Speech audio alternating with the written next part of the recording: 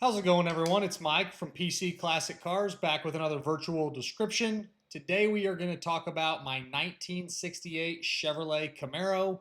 This is a vehicle that I bought from a family out of the Pennsylvania area. The backstory goes that they bought it about 5 or 6 years ago, were simply just enjoying the car and having some fun with it, and then decided to put it up for sale and was moving on to something else. So I bought it directly from them, so that's how I acquired the car. The driveline that's in it is a non-original small block Chevrolet. It is a 350. It's got a nice Edelbrock aluminum intake and a nice Edelbrock carb on there. It runs really well, more of just a stock style 350 than anything, nothing high performance, but it runs really well. It is backed by a Powerglide 2-speed automatic transmission. And then this one is a little bit low on the options. You have manual steering, and then it is manual four-wheel drum, so you could do a power disc brake conversion on the front if you wanted to. Relatively inexpensive. And then this one actually does have an aluminum radiator with an electric fan, so it stays nice and cool. It also has an overflow tank. But again, I have not had any overheating issues with this particular Camaro. Again, drives like a stock Camaro, really good going down the road. On your exhaust, it does have a really nice, expensive set of Patriot ceramic coated headers. Nice aftermarket dual exhaust. It's aftermarket mufflers, and then full tailpipes coming out the back. Take a look at my test drive video. I'll dive into more of the mechanicals on it, but it is, again, a good driving Camaro. On my Does It Work section, it is a really well-sorted car. The only two items that I'm gonna have listed as a no are your interior turn signal bulbs on the dash are not flashing, and then the washer fluid sprayers are not flashing. Excuse me, the washer fluid sprayers are not spraying any fluid, but everything else is good to go on it. On my normal inspection, where I check for leaks and wear items, no current oil leaks or transmission leaks. Everything looks good. No way to predict when it's going to start leaking something, because in your ownership, it will start dripping something at some point. But right now, it does look nice and dry under there. I just can't predict when that's going to happen. The upper and lower front ball joints have definitely been recently replaced, along with the tie rod ends. Excuse me, the steering tie rod ends. And then the lower and upper control arm bushings have also been replaced. So it's had some good like wear items replaced on the front end as well as the steering. Some of the rear bushings are going to be older in the rear suspension. Everything checks out good. The car goes down the road nice. Just some minor little disclaimers there. On the exterior, it is a code R, R2 Matador Red. R is for Matador, and then 2 is actually for the vinyl top.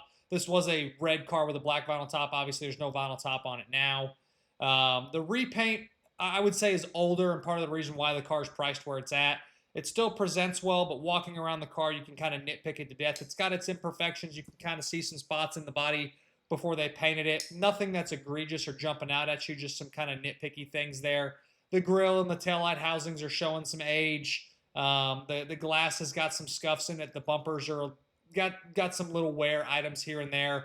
Take a look at my additional informations tab on my website. There'll be a bunch of really good photos of all the cosmetics on the car, of all the flaws. Driving the car, walking up to it, it's very presentable and it shows well. It's just not a fresh car by any means. And then obviously it does have the aftermarket cowl hood on it as well, with nice wheels and tires. That's one other thing. I will say the tires are definitely older and probably could stand to be done at some point. On my interior, you have a code 712 black bucket seat interior. Kind of like the exterior, it's an older redone interior. It's very presentable. It still shows well, but it has its little imperfections that you'll see in the additional informations tab. There'll be some photos of all the little imperfections. Still, again, very comfortable to ride in. Shows like a stock black interior. The carpet's in good shape. The mats look good. Just some little things here and there on the inside. On the engine bay, it shows really well. The inner fenders and the firewall are all very nice. The obviously have the aluminum radiator with the electric fan.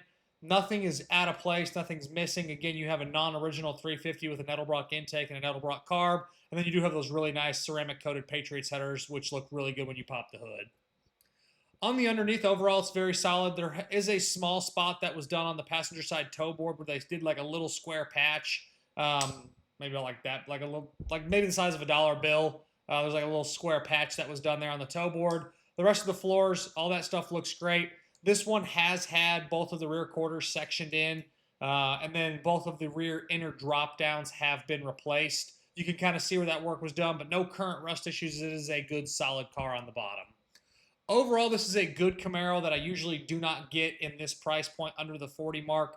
Yes, this car is a little bit limited on the options like manual steering, manual brakes, but you can upgrade that stuff over time.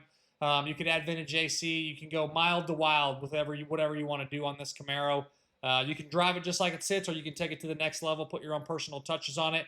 But it's, again, a car that I don't normally get, that runs and drives really well. That's very solid for a first generation Camaro under the 40 mark. I just not something that I get very often, as most all of my first generation Camaros are going to start at mid 40s and go up from there. So getting one price where this one is, it's definitely a good car for someone to hop in.